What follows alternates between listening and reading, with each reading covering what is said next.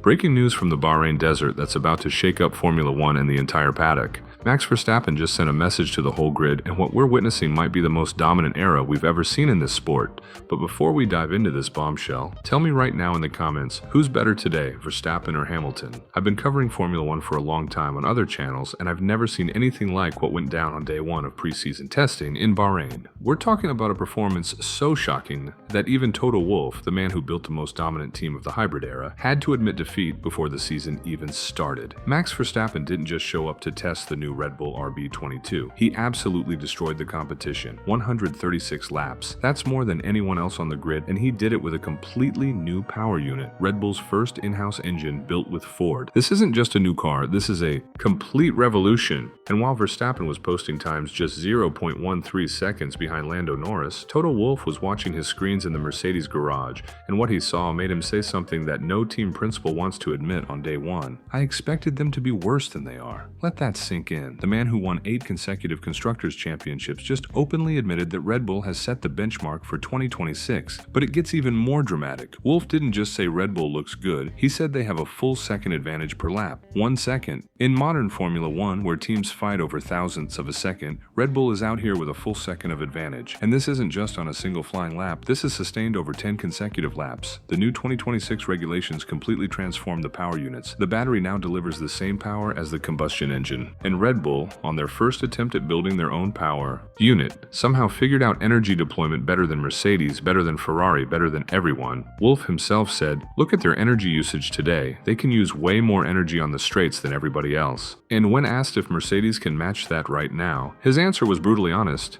Today, no. If you're as blown away by this as I am, hit that like button right now because this story is about to get even crazier. While everyone's focused on Verstappen's dominance on track, there's a massive story developing off the track. Red Bull is making power moves in the personnel department. They just hired Paul Gandolfi from Ferrari. This guy was instrumental in securing high-level partnerships for the Scuderia, including the huge Ferrari HP deal. He's now Red Bull's new commercial chief, and he's already started working. No announcement, no fanfare, just there. But it's not all sunshine and rainbows. They've also lost some major players. Paul Smith, Director of Communications, and Oliver Hughes, Director of Marketing and Commercial, both gone. And here's where the plot thickens. Pierre Mikis, Red Bull's team principal, is absent from the Bahrain test. Officially, it's a routine medical procedure. But in Formula One, there are no coincidences. The most crucial test of the winter, and your team principal isn't there? The paddock is buzzing with speculation. Red Bull crushed it at the private Barcelona shakedown. Everything looked perfect. But Barcelona behind closed doors is not the same as Bahrain under the world's spotlight. Meanwhile, Verstappen himself is playing it cool.